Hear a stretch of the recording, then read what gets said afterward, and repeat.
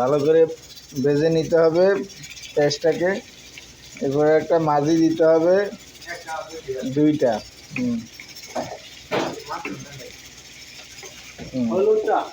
ডিম বোনার জন্য এবার হলুদ দিতে হবে পরিমাণ মতো, আপনার যতটুকু লাগে ততটুকু দিবেন।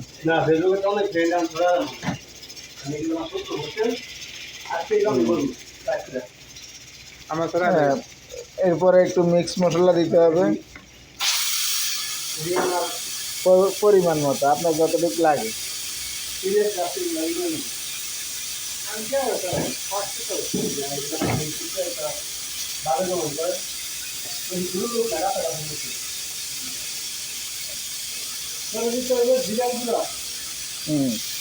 একটু জিরার গুঁড়া দিতে হবে আপনার সম্ভব যতটুকু দরকার।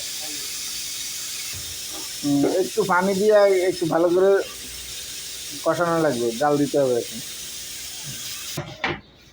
ডিম ভাজা এখন দিয়ে দেওয়া হলো, একটু হালকা লাড়াচাড়া দিয়ে এবার ঢাকনা দিয়ে রেখে দিতে হবে।